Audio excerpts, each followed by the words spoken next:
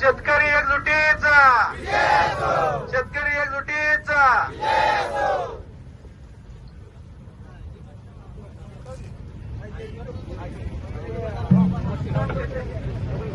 दूध उत्पादन शेतकऱ्याला न्याय, दूध उत्पादन शेतकऱ्याला न्याय.